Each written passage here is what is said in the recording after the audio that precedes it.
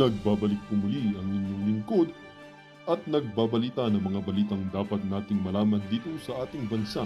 Ito ang Balitang Pambansa. Atin ngang matutunghayan sa channel na ito kung ano ang nangyayari sa loob ng ating gobyerno at syempre tumutulong na rin sa ating mga mamamayan na malaman ang katotohanan dahil mayroon tayong karapatan na malaman ang tunay na nangyayari sa ating bansa. Ngunit bago natin panoorin ang balita, huwag niyo pong kakalimutan na mag-subscribe sa ating channel at pindutin ang notification bell para lagi kang maging updated sa ating mga bagong videos na ina-upload araw-araw. At sa ating mga solid viewers naman dyan ay maraming salamat naman po sa walang sawang pagsuporta. At syempre, huwag din pong kakalimutan mag-iwan ng like at i-share ang ating mga videos. At kung mayroon ka naman pang opinion, ang ating comment section ay bukas para sa inyong mga hinaing. Ito na nga mga kaibigan, ating panoorin ang buong video. Salamat po muli and God bless!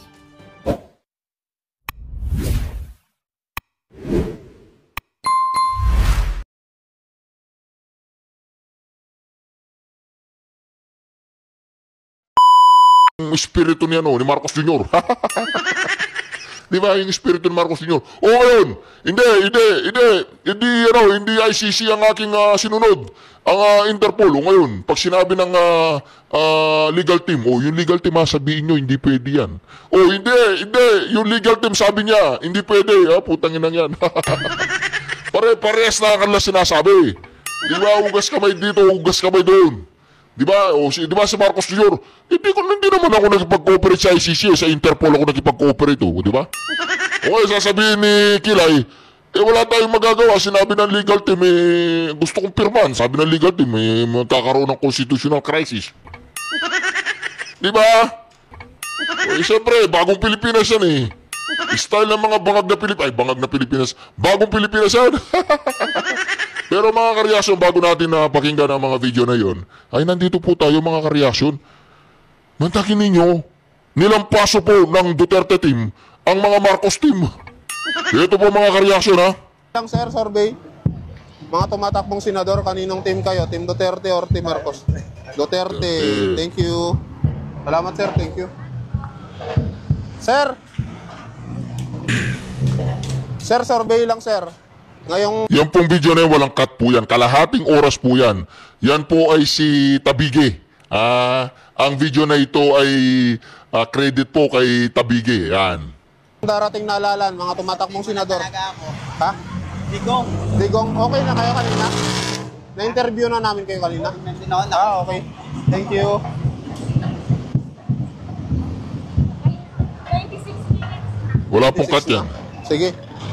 So ayun guys, tapos na po tayo mag-survey, naikot na rin natin yung palengke. So medyo konti lang tao kasi alas 3 pa lang. Pero doon sa dulo na po ng video, doon ako magre-react. Kasi masyadong mahaba ang video, kalahating oras po Doon na tayo doon sa tally, kung ilan po yung bumoto at naging boto nila. May mga na-interview, may mga na rin tayo, may mga na-survey din tayo. So yan po. Ang resulta, 5, 10, 15, 20, 25, 30, 35,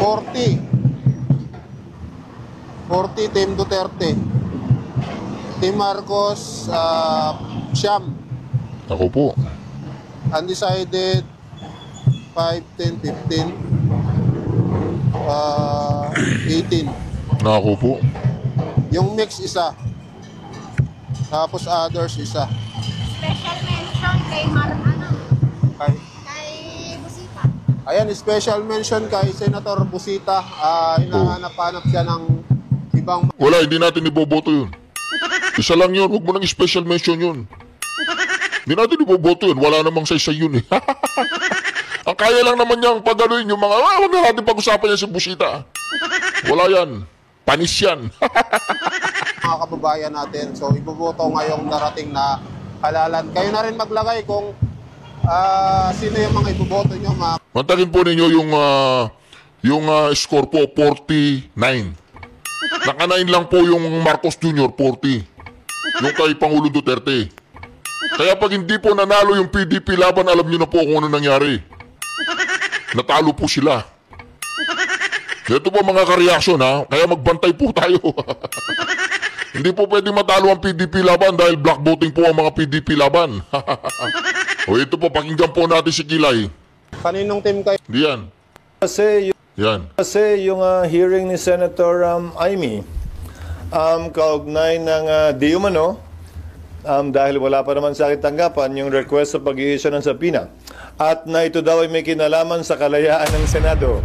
Nais kong sabihin, ang pagiging malaya ng Senado ay hindi pinapatunayan sa kada isang insidente kaugnay ng kagustuhan ng isang miyembro. Paano, Senator Escudero? Paano yung kalayaan na sinasabi ni Jaime Marcos, mayroong katibayan na paglabag sa batas? Na mayroong katibayan na ang ginawa nilang pag-aresto sa dating Pangulo ay illegal. Ay sinasabi mo nga, hindi illegal eh. Para sa'yo, hindi illegal yun eh. Para sa'yo, hindi illegal. Basta bibit-bitin na lang, wala nang due process, para sa'yo yun. Di ba? Kumusta si Lisa Araneta? May balita ka ba, Escudero? Pwede bang makichismis kami sa'yo? Di ba, Chis naman ang pangalan mo? Pwede kami bang makichismis sa'yo?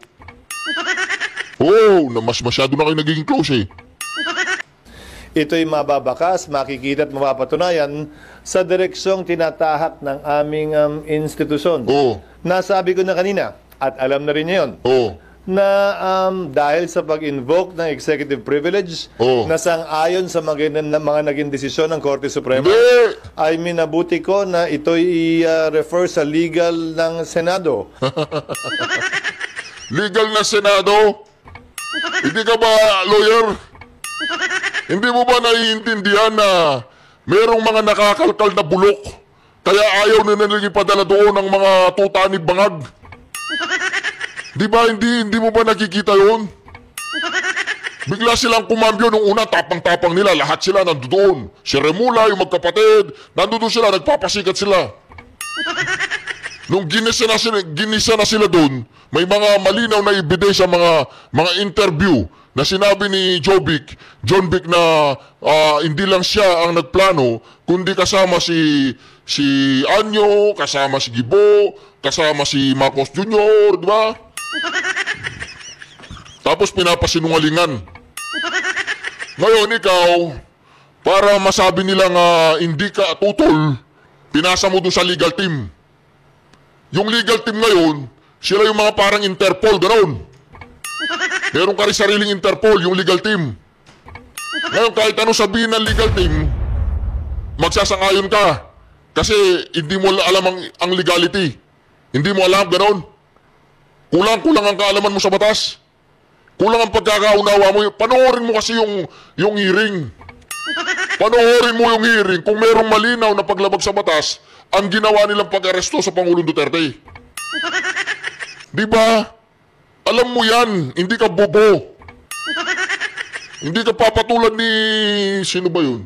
Si Heart Evangelista kung bobo ka. Ngayon, kapag alam niya ang nararamdaman niya, yung yag balls mo pupunta na sa likod ng tenga mo, ay di namin alam. Di ba? Mapapansin din ni Heart Evangelista yan. Kaya kailangan maging patas ka, Chis Escudero. Hindi pwede yung ginagawa mong yan. Hindi pwede yan. Dapat para sa mga Pilipino ka. Hindi ka para kay Lisa Araneta. Hindi ko naman sinasabing para kay Lisa Araneta ka dahil nandiyan si Marcos Jr. Ang sinasabi ko doon, malinaw sa investigasyon ni Jaime Marcos. Kaya kumambyo si Barsamin dahil nakikita niya na mayroong nadidiado ang executive department. Nadidiado sila. Kaya ikaw ngayon, kumuha ka ng sarili mong Interpol. Anong tawag dyan? Yung mga legal team. Di ba? Ay hindi ko naman gusto kong pirmahan yan eh. Hindi naman sa hindi ko pinirmahan, hindi. Yung legal team sabi nila, magkakaroon ng constitutional crisis. Paano magkakaroon ng constitutional crisis, hindi ko naiintindihan. Ginagawa lamang ni Jaime Marcos ang kanyang trabaho, imbestiga, merong mga lumilitaw na irregularidad, ayaw umaten, ipasubpina. Meron ba mali doon? Wala. I-contempt. Merong mali? Wala. ay hindi nila kayang arestuhin si Marbil at si Torre, o hindi na natin problema yon. Basta yung importante, sa legislatura, ginawa ninyo ang inyong dapat gawin. Ngayon, kapag hindi kayang arestuhin ng mga pulis si Marbil at si Torre, tsaka yung iba pang mga opisyalis ng gobyerno na lumabag sa batas, na sa tingin ni Jaime Marcos ay hindi sila nagko-comply sa sinasabi ng batas na kailangan kayong mag-attend sa hearing dahil involved kayo. Dahil palagay ko merong irregularidad sa ginawa ninyo. Mali ba yun, Escudero? Yun ang tanong ng taong bayan sa iyo, mali ba yun? Pirmahan mo subpina, tapos. Constitutional ka, hindi mo problema yun. Hindi nanggaling ang problema sa Senado. Nanggaling ang problema sa kanila, ayaw nilang umaten. Kaya kung wala silang tinatagong baho, kung wala silang tinatagong katarantaduan, kung wala silang ginawang hindi tama, edi wala silang ikakatakot. Umaten sila. Sinasabi nila, hindi, yung executive privilege. Kasama ba si Marbil sa executive privilege? Kasama ba si Fajardo sa executive privilege? Kasama ba si Torres sa executive privilege? Kasama ba sila? Di ba hindi? Hindi ko alam si Gibo, hindi ko alam yung mga ibang opisyales, si Remula, kung kasama sila. Di yung mga kasama hindi pwedeng pumunta, sinasabi na Constitution na okay, kasama yung mga yan, hindi na pwede yan. Exempted ang mga yan. O yung mga hindi exempted. Tsaka anong kinatatakot mo? Anong kinatatakot mo nung pinuputok ng butsi mo? Kung manggagaling naman ang constitutional crisis hindi sa Senado. Kung manggagaling ang constitutional crisis sa ekutibo, hindi mo na problema yon. Importante, ginawa nyo lang ang katungkulan ninyo. Ang trabahong inaatang sa inyo ng taong bayan. Ang trabahong ibinigay namin sa inyo, ginagawa ninyo. Hindi yung pagkailangan yung gawin ang trabaho ng tama. Umahanap kayo ng mga butas na para makalusot dahil ayaw nyong ma-expose ang irregularidad na ginagawa ng Administrasyong Marcos Jr. Alam po ninyo mga kareaksyon, makinig ka, Escudero, wala nang pakialam si Jaime Marcos. Wala nang pakialam yan. Wala nang pakialam si Jaime Marcos. Susunugin kahit kapatid niya manalo lang sa Senado. Yan ang nakikita ko kay Jaime Marcos. Wala na, suicidal na ang kanyang political career. Suicidal na, alam niya ang tinatamaan dyan ng kapatid niya.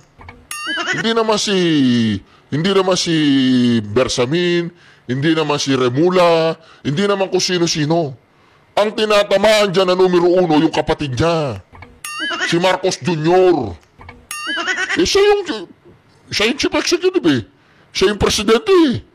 Wala namang gagalaw si Remula na walang aprobado ni Marcos Jr. Di ba?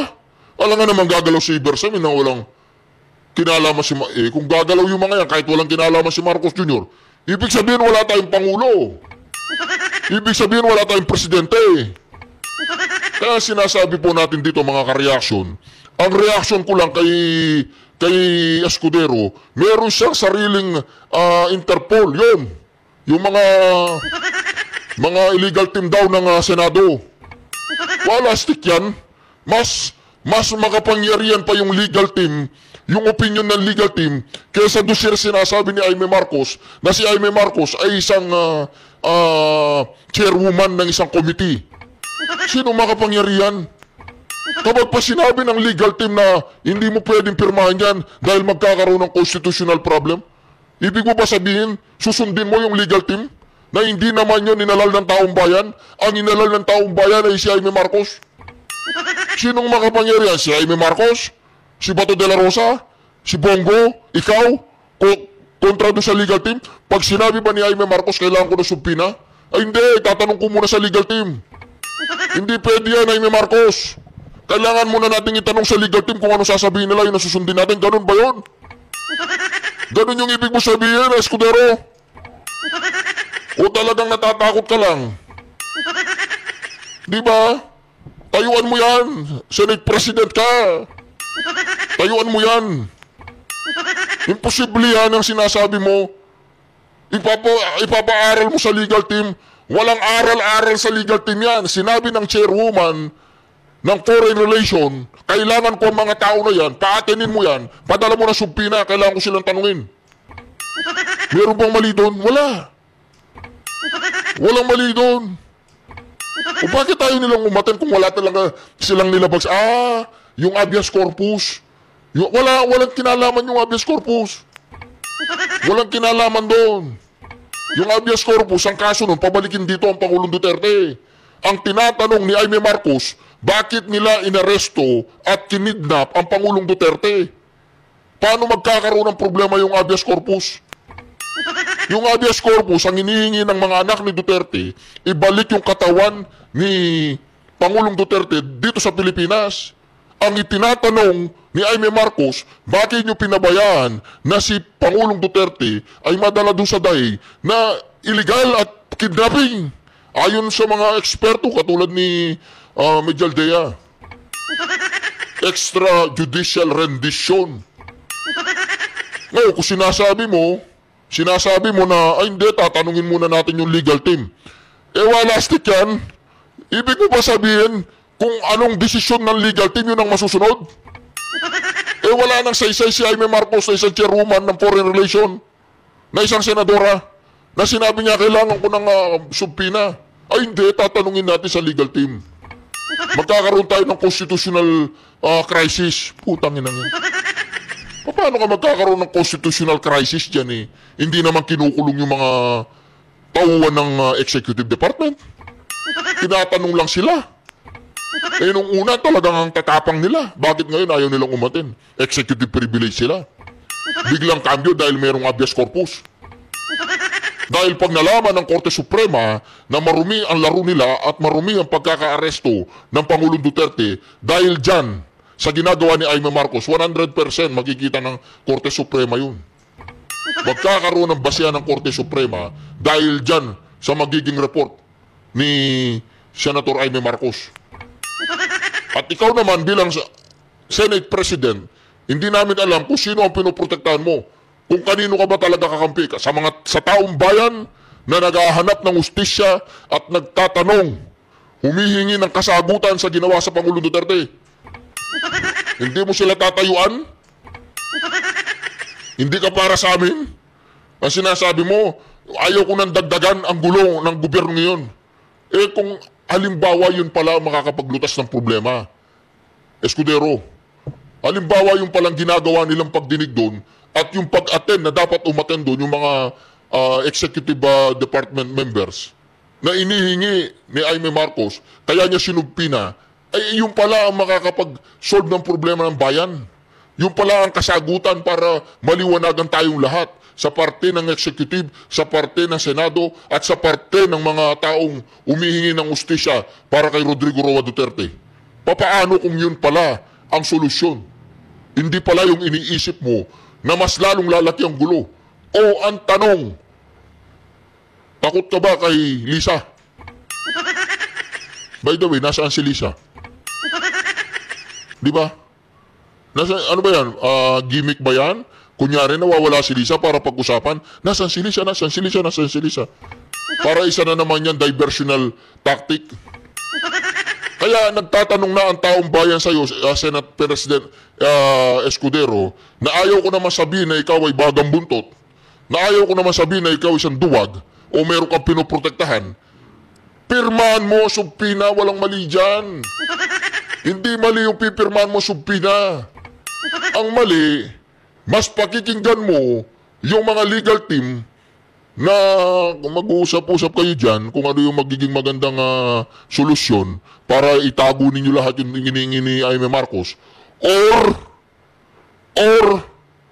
ipakita mo ang Senado ay isa ring takbuhan ng mga naghahanap ng ustisya.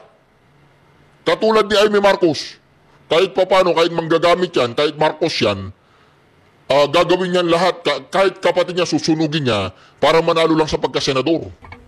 O pabor pa rin sa atin yun. Sige, tuloy-tuloy ka lang, Jaime. Diba? Pero napaka-mission impossible mo, Jaime. Kapatid mo ang presidente. Ginagawa mo yan. Nag-usap na ba kayo na gagawin mo yan? Nag-usap na ba kayo na kunyari kakalas ka sa alyansa? para lamang magkaroon ka ng tinatawag na simpatiya sa mga Duterte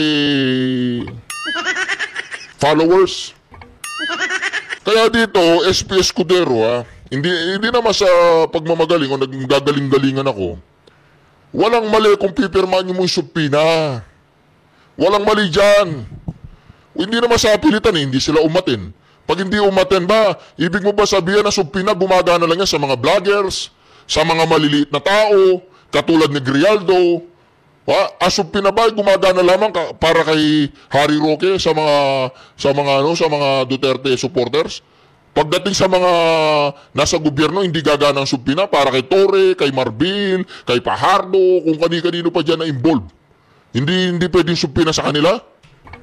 Pati sila parte ng executive department? Magkakaroon ng constitutional crisis. Paano magkakaroon ng constitutional crisis kung yung mga yun hindi naman cover ng presidential or executive privilege?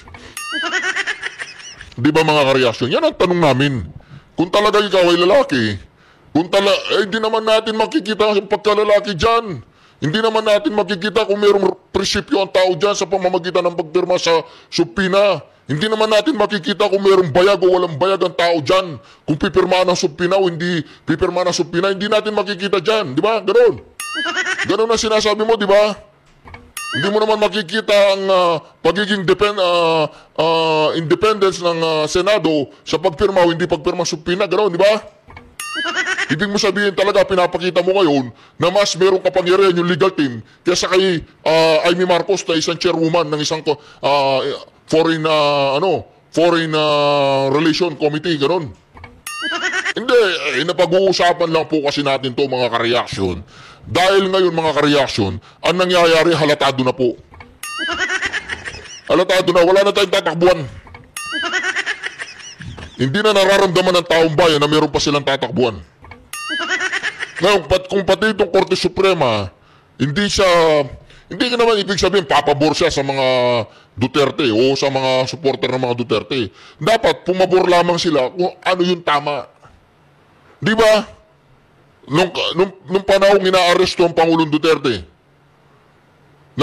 ini-invoke nila yung Article 59, hindi pinakinggan. Basta't isinakay na sapilitan doon sa aeroplano. Pagkatapos sumakay sa sapilitan doon sa aeroplano, nag-press conference na si Marcos Jr. Parang nagkamit siya ng isang napakalaking tagumpay sa buhay niya. Di ba? Ganun yung impression ko sa kanyang press conference. Without any remorse. Walang kalungkutan sa kanyang, walang maaninag na kalungkutan sa kanyang mukha nang sinabi niya ang Pangulong Duterte ay lumapag galing Hong Kong at ngayon ay papunta na sa Dahay. Wala. Masaya pa siya na ang kanyang kababayan ay doon lilitisin sa ibang bayan. Tapos, soberenya na sila ng soberentiya, sovereignty na sila sa sovereignty dyan sa South China Sea, pero yung mga kababayan nila, tinatapon nila kung saan nila pinapalitis. Pinapabayaan nilang ganun. Di ba mga kareaksyon? Kaya itong si Senate President SP Escudero, sa kanyang hindi pagpirma sa subpina at ipinadala sa legal team na para bagang itong mga legal team na ito ay mas makapangyarihan pa kaysa kay Amy Marcos. Parang sinasabi ni SP Escudero na kailangan ninyong pag-aralan yung desisyon ni Amy Marcos, baka yung desisyon ni Amy Marcos ay malaking kamalian. Ganun ba ang pinapakita mo kay Amy Marcos tsaka yung mga kasama niya doon? Na kailangan ninyong pag-aralan ang desisyon ni Amy Marcos na isubpina ang mga tao na to na baka magkakaroon ng constitutional crisis. Dahil si Amy Marcos, sa tingin ko, hindi tama ang ginagawa niya. Tanong lang, ganun ba ang ibig mo sabihin? Na si Amy Marcos, baka lumalabag na siya sa konstitusyon, kaya kayong illegal team ba yun o legal team? Kaya kayong mga legal team, kayo muna ang mag-aral at sabihin nyo sa akin kung pipirmahan ko yan o hindi ko pipirmahan. Ganun ba? Ganun ba yung ibig mo sabihin, Escudero? Akala mo ba, Escudero, mga bobo na yung mga tao ngayon? Akala mo dahil lawyer ka at saka Senate President ka, ikaw na yung pinakamatalino sa buong Pilipinas? Ganun ba ang ibig mo sabihin? Kaya ngayon ang pinipress ka mo, itong legal team, ang Interpol ng Senado, na dapat hindi mo sila pwedeng ipahiya dahil sila ang legal team. Dahil kahit ano sabihin nila ang legal, pakikinggan natin. Kahit sinabi mismo ng isang foreign relation chairwoman na si Senator Amy Marcos na kailangan ko sila, isubpina ko sila. Hindi, tanong natin sa legal team yan. Kung anong desisyon ng legal team, yun ang gagawin natin. Ganun ba yun? Ganun ba kabobo yung taong bayan sa Pilipinas ngayon? Ganun na ang tingin nyo sa mga Pilipino? Ganun na kaliit ang tingin nyo sa mga Pilipino? Na kaya nyo silang gisa-gisain sa inyong mga matatamis na salita? Di ba? Kaya, alam mo kung maaga kitang nadiskubre, nag-aral ako sa iyo ng matatamis na pananaga. Hindi po, alam mo siguro makakadagit din ako kamukha ni, Heart Evangelista nung binata pa ako. Pero hamak naman na mas maganda ang asawa ko kaysa kay Heart Evangelista. At hamak naman na mas pogi ako sa iyo. Hamak naman, di ba? Di ba? Wala ka pa sa kalingkingan ko, Escudero. Pero mga karelasyon, hindi pa pogi yan to. Hindi pa gandaan to. Ito dapat kung ano po ang nasa katuwiran. Kung ano nasa katuwiran tayo dito. Hindi pinag-uusapan dito kung pogi ka o hindi ka pogi. Ang reaksyon ko sa nangyayari ngayon, mga kareaksyon, ang reaksyon ko dito sa asal ni SP Escudero, kailangan yan tanungin itong legal team dahil baka nagkakamali si Amy Marcos. Na baka mali si Amy Marcos sa kanyang desisyon na isubpi na sila, kaya tanungin natin yung legal team. Ang galing no? Ang galing, bobo yung mga Pilipino. Napaka-bobo namin, hindi namin mag-get sa sinasabi mo. Alam namin kung saan ka papunta. Alam namin ang mga diskarte mo, boy. Di ba? Ikaw naman. Di ba? Sasabihin mo, impartial ka. Di ba? Wala kang kinikilingan. Di ba? Hindi ka non-partisan ka. Hindi ka partisan, oh. Sinabi ng isang committee chairwoman, kailangan ko na subpina. Tapos sasabihin mo sa committee head, sa chairwoman, tanungin mo na natin ang legal team. Saan mo na pag-aralan yan? Saan eskwela ka nang galing? Ganon ka na ba katalino at ganon kami kabobo? Ikaw naman, sir. Huwag naman ganyanan. Kayo ang inalal namin. Hindi yung legal team. Ibig sabihin, tanggalin na natin ang Senado. Kumuha na lang tayo ng mga legal team. Wala na senador, legal team na lang. Inihingi ni Amy Marcos yung subpina, hindi mo ibibigay? Tatanungin mo yung legal team? Anong klase ka, senador? Minamaliit mo yung kasama mo dyan.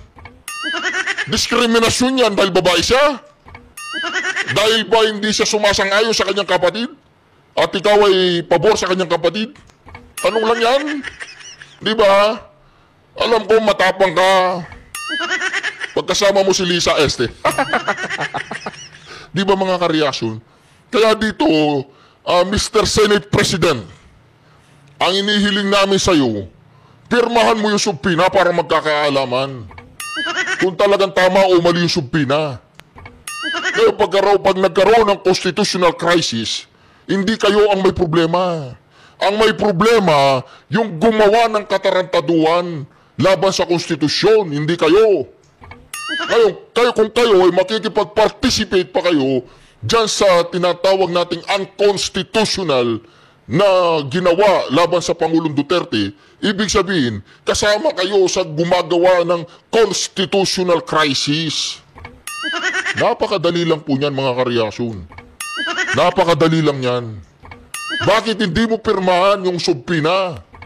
Huwag mo kaming patudyaday na tatawagan mo yung legal team at ipapahiya mo yung si Senate Amy Marcos na minamaliit mo yung kanyang desisyon na isubpina sila. O di ba? Eh di kung magkaroon ng constitutional crisis, di magkaroon. Hindi mo na problema yun. Hindi ikaw ang gumawa ng constitutional crisis. In the first place, naghahanap si Amy Marcos na manalo sa Senado. Ang pamamagitan nun, susunugin niya yung kapatid niya sa kanyang investigasyon. Ganon yun. Pabor naman kami sa ginagawa niya. Tama naman ang ginagawa niya. Tama ang ginagawa niya. Alam mo kung anong mali sa ginagawa niya? Alam mo kung anong mali sa ginagawa niya? Kapag pumayag siya na hindi masubpina ang mga nasa executive branch of government. O sige, meron na silang tinatawag nating executive privilege. Eh yung walang executive privilege, hindi mo ba pipirmahan yun? Hindi mo pipirmahan yun? Eh, ito po mga ka-reaction. Pakinggan po natin ang abogadong ito ha. Tantanan muna natin si Senate President Chis Escudero. Matapang to eh. May bayag to. Oh, di ba may bayag? Parang napansin ko si Escudero lagi sinisipon. Hindi, napansin ko lang. Lagi siyang sinisipon. Ano, magpatingin ka sir kung lagi ka sinisipon. Ako may sinisipon din ako eh. Uso ngayon ang sipon. Dahil mainit oh. Magpatingin ka sir. Mahirap na yan. Diba? Maaari ho palang sa pilitang ipatawag o isabina at maaaring makontempt o makulong sa Senado. Ito pong si Major General Nicolas Torre. Dahil sa ito ho ay hindi pa pala siya pwede na magtago sa likod ng sinasabing executive privilege na siyang ginagawa ngayong kalasag ng Malacanang sa mga opisyal ng Malacanang, yung mga miyembro po ng gabinete na naunang inimbitahan ng Senate Committee on Foreign Relations para sumipot sa ikalawang pagdinig ng Senado na pinamumunuan ni Senator Amy Marcos. So dito ho ay meron pong mga konfirmasyon mismo, no? Ito pong si General Torre na hindi naman siya direkta na kumukuha ng utos o direktiba kaugnay ng kanyang pag-aresto at pagkapatapon kay dating Pangulong Rodrigo Duterte sa The Hague, Netherlands. Mamaya, parinig ko kasi meron siyang interview, media interview, itong si General Torre. Pero meron ito nga, ang basihan natin sa ating komentaryo ngayon na maaari palang maipatawag at ma-issuehan ng subpoena ito pong si General Torre. At kapag hindi po sumipot, pwede siyang i-contempt. At kapag i-contempt, pwede na pala siyang iparesto. So, binabagit ho ito ni Senator Alan Peter Cayetano at kanyang ipiniliwanag yung issue po ng executive privilege na ini-invoke ho ngayon ng Malacanang para mapigilan ang mga cabinet officials na dumalo sa ikalawang pagdinig ng Senado. Ito, pakinggan niyo ho ito. Importante ho ito, para kababayan at para sa kaalaman ng lahat. O, isa rin po itong abogado, ito pong si Senator Alan Peter Cayetano. Ang kaso, lahat ng ginagawa ng mga COM ngayon, ng mga TRICOM, QUADCOM, ang kailangan lang gawin ng witnesses nila ay mag-file ng kaso against themselves, tigil na yung hearing, no? Number two, there are many points regarding other guests. For example, General Torre, no? He's not covered by executive privilege unless the president talk to him directly. Ang executive privilege, pagkaalam ko, kasi kasama po ako doon, ako po nag-chair nung investigation sa ZTE nung na-discuss po itong mga issues na to at na-bring up for the first time in, at least in a recent history, yung executive privilege. Ang purpose ng executive privilege, pareho din ng purpose nung privilege na binibigay, for example, sa journalist, that hindi nila kailangan sabihin kung sino ang kanilang source, or kaya mag-asawa, or yung doktor at pasyente, or abogado at saka kliyente. Ang purpose kasi nun, the client and the lawyer can freely discuss. Ganon din, ang doktor at saka pasyente can freely discuss kasi they will not be compelled to testify, no? Against his client, against doctor. Pero lahat yan meron ding isa pong exception, no? For example, sa doctor, if iaminin sa kanya that a crime is about to happen sa United States, then they are required to say that. So ganun din po dito sa executive privilege. Malinaw sa Supreme Court ruling, you cannot use executive privilege if ang pinag-uusapan may crime ba o wala, or if it's to cover up a crime. At this point, we're not saying there is a crime to cover. Okay, so yun ho, no, binabanggit po ni Senator Alan Peter Cayetano na hindi po saklaw ng tinatawag na executive privilege ito pong si Police Major General Nicolas Torre, dahil sa maliban lang ho kung siya po ay direktang nakikipag-usap o nakipag-ugnayan kay Pangulong Marcos Jr. Pero kung hindi naman ay hindi siya sakop dito. Kasi isa po sa ginagawang dahilan o rason po ng Malacanang at lumihan po itong si Executive Secretary Lucas Bersamin sa Senado at sinasabi na hindi pasisiputin yung mga cabinet officials at kanilang ini-invoke o ginagamit na dahilan yung executive privilege at gayon din po yung sub judice. Kasi banggit yung kanina, yung pinarinig ko nung una na sabi ho ni Senator Cayetano na kung ang pagbabasihan yung sub judice, lahat na lang na ipatatawag, magpa-file ng kaso para gawing kalasag at rason na hindi may kaso na sub judice. Hindi po pwede yun. Di ba? Sa mga nakaraan sa TRICOM, hindi po pwede, may mga limitation po yan. So dito ho, yung executive privilege ay kaya meron pong ganyan na batas. Kasi yung usapan, halimbawa, ang Pangulo, tapos yung kanyang cabinet official, o may pinag-uusapan tungkol po sa national security o kung ano man, so hindi po pwedeng i-reveal o kanyang ihayag sa public hearing, halimbawa sa Senado o kung sa Korte, hindi po pwede. Parang di ba kanina, ehemplo rin sa mga journalists na sino source mo sa ganito, hindi po pwedeng hindi po pwedeng pilitin na ilantad kung sino ang source. So, yun ho mga kababayan, lumilitaw na pwede ho palang makulong kung sakasakaling hindi po sisipot ito pong si General Torre kapag siya po'y inisyuhan ng subpoena at maipakontempt. So, yun ho mga kababayan. So, ito ho, ang kanina sabi ho ni Senator Alan Peter Cayetano, hindi niya po pwedeng gamitin yung executive privilege ito pong si General Torre, maliban na lang kung siya ay may direktang pakikipag-ugnayan, pakikipag-usap kay Pangulong Marcos Jr. Ito ho, paririnig ko sa inyo yung kanyang konfirmasyon.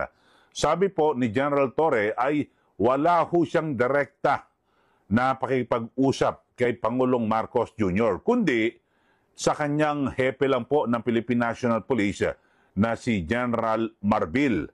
Ito ho, media interview ho ito Siguro naman hindi na ho siya magbabago at babaguhin ito ng Malacanang. Hindi, may direktang usapan yan.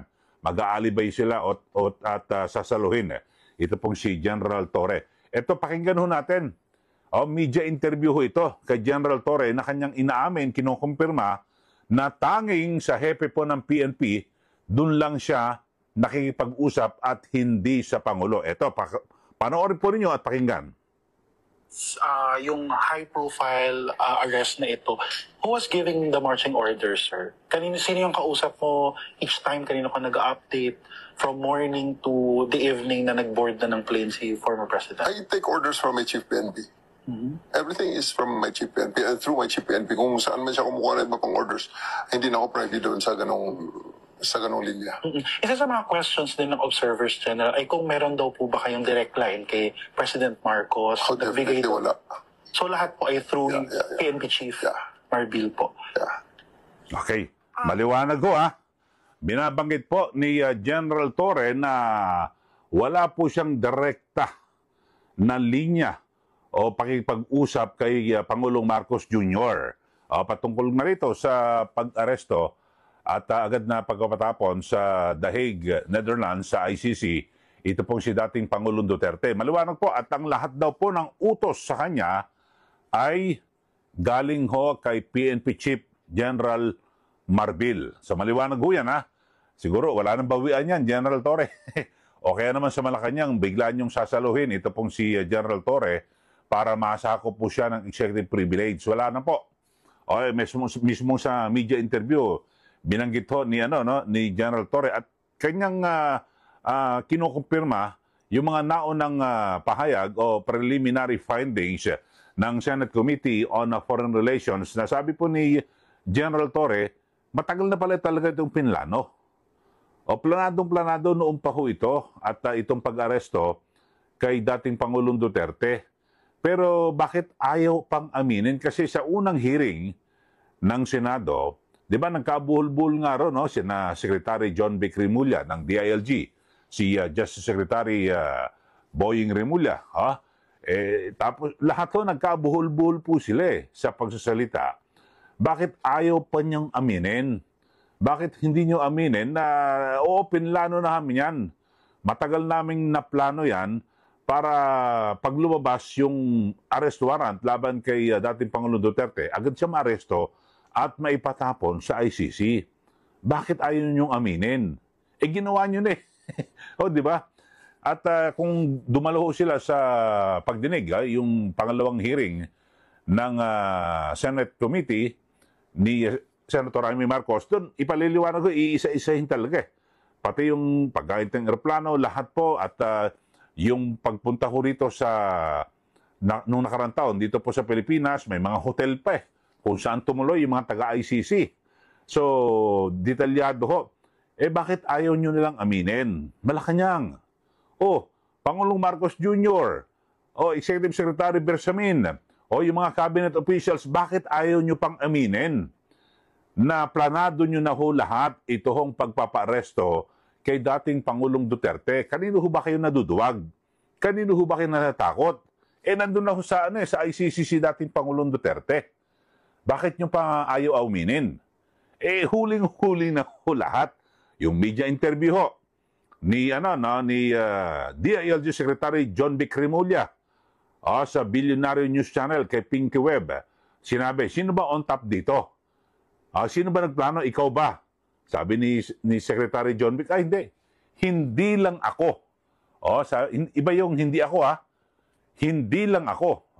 Pahambol pa. Sabi niya, kasama ko dyan si Defense Secretary Gibo Teodoro, Secretary Anyo ng National Security, tapos siya at ang Pangulong Marcos.